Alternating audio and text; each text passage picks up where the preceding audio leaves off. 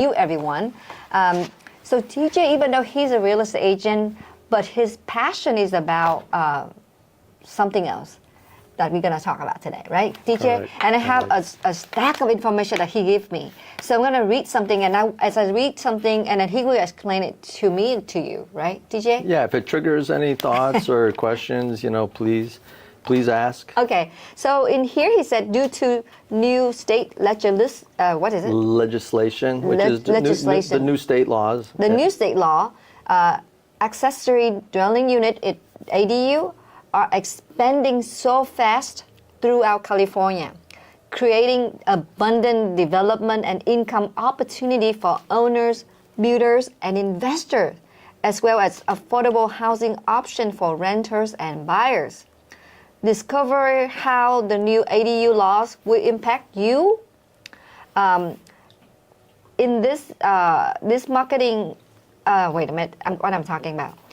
Impact you and all the people at this emerging market grows and local government implement the new mandatory housing law. Can you explain this part? I don't understand it. Yeah.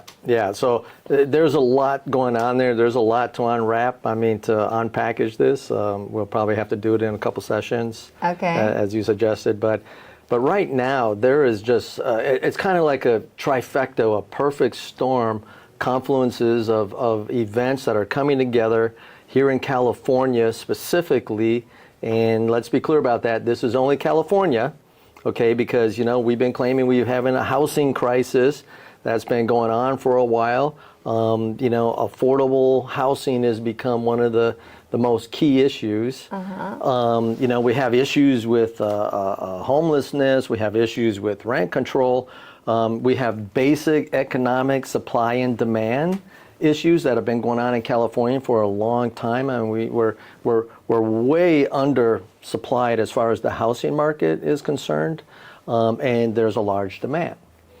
So you put all those together, and actually we have this, like I said, this perfect storm now where the state has kind of switched gears and the cities have switched gears now. Instead of being really kind of anti-development, not in my backyard, the pendulum has swung completely the other way now, where states are saying, yes, we want you to develop. Okay, yes. Can I put another home in my backyard? Yes. Can I convert my garage? Yes. Can I, take some living space I'm not using, some existing living space, and repurpose it? Okay, and develop an ADU? The answer is yes. Okay. Wow. So they're really, really pro-development right now. And when I say mandatory, these are not discretionary reviews. Discretionary meaning the city says, I'm going to do a design review, I'm going to post a notice for all your neighbors, and we're all going to show up, to the city council meeting, and we're all going to decide if we're going to let you do your project. Okay? That's done away with. They're saying, yes, we are not going to air it, vet it with all your neighbors and have all your neighbors show up and say, nope, not in my backyard. Nope, I don't want that. So now it is becoming mandatory, okay, wow. Which is beautiful. People don't understand, the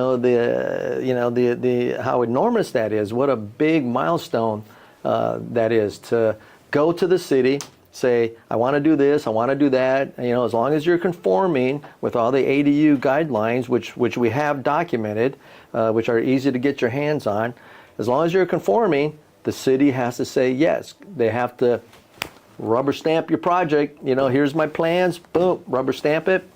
There's other opportunities we'll talk about downstream that are just amazing. Wow. So if anybody's a homeowner, developer, do-it-yourselfer, builder, the opportunity is incredible. And how it provides affordable housing is because if everybody built a home in their backyard, we'd have, 200,000 more homes in San Jose. Wow. Okay? Wow. It would start eliminating this housing crisis. That's awesome. That we're in. And to even sweeten the deal a little bit, now they're allowing you to sell your ADU separately as a condo. Awesome. And we'll get a little more into that too. I know. And you know what? Because ADU is so much. We have so much info. TJ have so much information about ADU to share with you. Right. So this is going to be a series of videos for you to watch, so you can learn. So the main topic is to how to turn your home into some great investment with an ADU on it. But there are many different ways of doing it, and I will ask TJ to help. Today we're gonna dive deep into a little bit about definition and type of ADU and ADU benefit or growth or sales to the homeowner. So can Right. you go ahead, Right. TJ? Yeah, sure. Anyways, thank you, MC. Yes, this is definitely one of my passions. We are definitely here to help you maximize your investment. I have been doing this for about 30 years. I've done all these type of developments and projects, and I had to do them the hard way, dealing with the city where all your neighbors show up and say no. So you don't believe what a luxury this is, this opportunity that's before us. So getting in specifically now into ADUs, let's go kind of at high level. Let's talk about what an ADU is. An ADU is, the acronym stands for Accessory Dwelling Unit.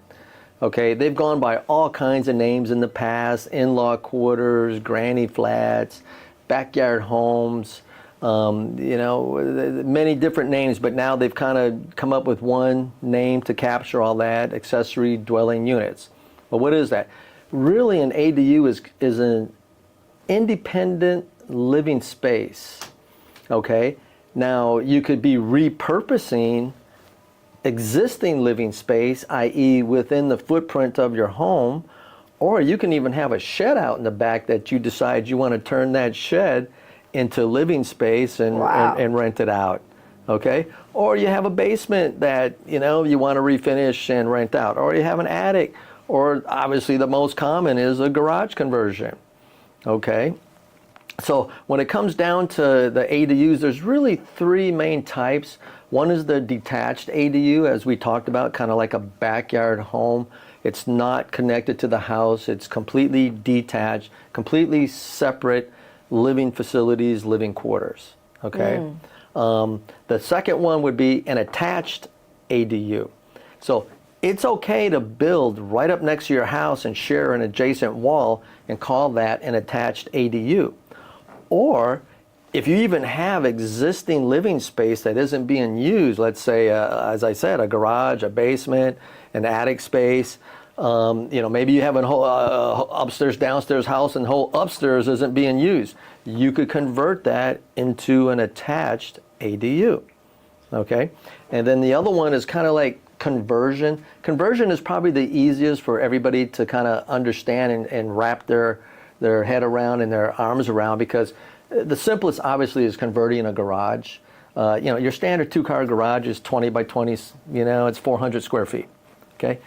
There's enough room there. I mean, It is big. And it's big enough. Yeah. Right? 400 square feet is big enough. I could get a really nice one bedroom, one bath in a two-car garage. Yeah, right? that's awesome. So a lot of that you see going on, and see, the thing is the state is also very aware of that people are doing this under the radar, meaning they're not going to the city for permits or asking permission. You got to do it yourself for living at the house, and they say, oh, this is pretty easy. I'm going to put some insulation and sheetrock up, and I'm going to run some piping and maybe a little more electrical, and I'm going to turn my garage into a bedroom, or maybe with a mini kitchen, a microwave, mini fridge or something like that, like you see in a hotel room or something like that. That's basically the extent of it, right? Right. It's really almost something you can do yourself.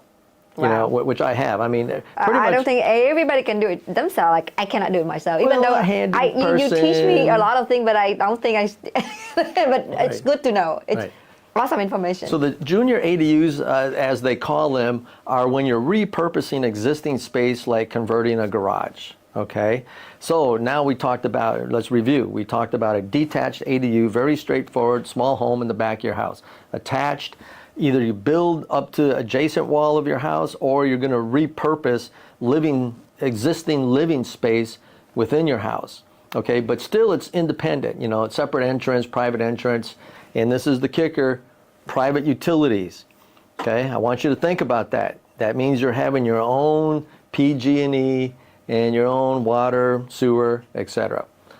If you completely separate the utilities, now you pretty much have a standalone ADU, attached or detached, that you can sell as a condo. So now the state is allowing you to repurpose your living space and sell it separately as a condo. Wow. Okay? So how cool is that, MC? It's so excited. Wow. Exactly. So, I mean, everybody, every homeowner and future homeowner should really think about this and consider this, because this is definitely a way to leverage your investment and get the most out of it, okay? And it even gets crazier because the city of San Jose will allow you up to 3. Okay, so now you can have 3 ADUs. So now you can have a main home and you can build 3 ADU homes and you can have up to a 4-plex. Okay? Oh my God. And it gets even crazier now. Now they're even allowing you to subdivide your property and split the lot and sell it also as a separate lot. So now you have opportunities to sell ADUs separately as a condo, or you have an opportunity to split your lot and sell it separately as a completely separate lot with a separate home on it. I mean, so this is incredible. Okay, so everyone's like, okay, this is too good to be true. Right? It is too good to be true. Yes. Too good to be true, MC, right? So what's the caveat? What's the catch? Okay, so of course there's a catch, right? So we might as well just talk about that up front so everybody knows what's the catch. It's not extreme, but junior ADUs, which are your typical garage conversion, okay, require owner occupancy.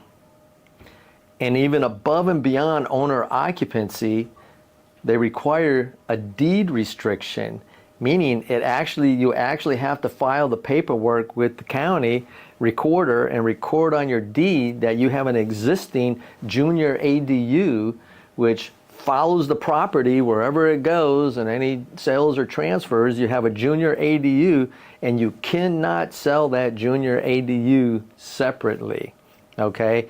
And in fact, somewhere on that property, the owner needs to reside. It has to be owner occupied, okay? Now, if I'm just a homeowner and I got one piece of property, okay, who cares, right? But let's say you want to repeat this, and let's say you want to turn this into kind of a little business plan. You got a great business model. Okay, that's how they're preventing people from just buying up all the best properties in the neighborhood and putting ADUs on them or lot splitting them and then selling them. Okay, that's how they're preventing that, is by making these junior ADUs owner occupied, as well as the lot splits. The lot splits are not indefinitely owner occupied, but they want a 3-year signed affidavit that you're going to reside on that property for 3 years. Oh, I see. So 3 years isn't bad. So I would use, I'm doing an investment strategy training class coming up soon, and I would certainly advocate that, every maybe 5 years, people should be looking at their real estate portfolio and seeing if they can add to their portfolio. Every 5 years would be a good idea to buy a property. That's awesome. Good advice. And in San Jose, you can't go wrong, because, our appreciation rate here is just head and shoulders above the rest of the country. I mean, on average, homes here in the San Jose, Santa Clara area, they double like every 12 years.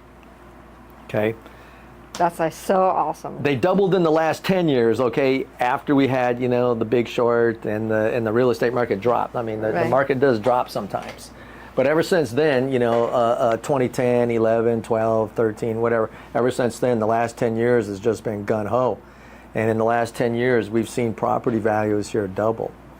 Yes. So that's just incredible. You don't need to do anything. Okay, you don't have to build an ADU, and your property is still going to double in 10 years. Right. Okay, but if you're looking for other opportunities to expand your footprint, expand your floor plan, provide affordable housing to friends, family, I mean that's why these laws are here. So let's talk about some of the benefits. I think I started hitting them on there a little bit. Certainly you can increase the value of your property. Okay, anytime you expand your footprint and providing more bedrooms and bathrooms or doors for rent, you're definitely expanding the value of your property, not waiting for appreciation.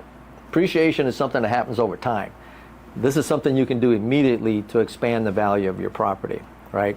And then we mentioned as far as affordable housing, yes, friends, family, people that need a place to stay that you might know, like I said, kids that finish college and too lazy to get a job, so you throw them out in the back in the ADU, or multi-generational families where you're taking care of elderly and they want their own private space or something. I mean, that's great. You can still be close to family on the same property and still provide care and stuff for elderly people. So I mean, and maybe just straight out rent, just straight out, you're doing it to get cash flow, right? And what the state likes about this is most homes are just simply built wood construction, okay? We call it, stick construction, versus commercial properties are typically concrete and steel. And if you're going to do a planned development, like a high-rise apartment, that's got to go through lots and lots of reviews, lots of design reviews, et cetera, and it's expensive, the concrete and steel. But actually still, building materials are still really a cheap product, okay? Wood, 2x4 sheetrock, insulation, roofing, cement for foundations. They're actually still really cheap products, okay? And if you can do it yourself, I mean, you can go ahead and put these ADUs in, like garage conversions for material costs, which maybe is going to run you $10,000, and that's for a really nice kitchen, Really? Yeah, you can do a good job. I mean, kitchens maybe cost $5,000 material. Obviously it's all labor. Everything beyond that, let's say your material's $10,000, and you ask some contractor to do it. Well, he's going to probably charge you $40,000, $50,000. Okay, I mean, so everything here in the Bay Area is really labor.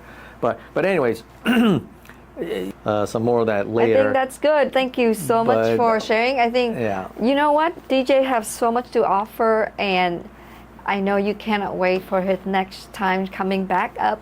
And me too. Whenever I sit and listen to him, I just can't stop. Like I just want more information from him. To have him back to our show again next time. So don't forget to join us next time, 12 noon, Wednesday.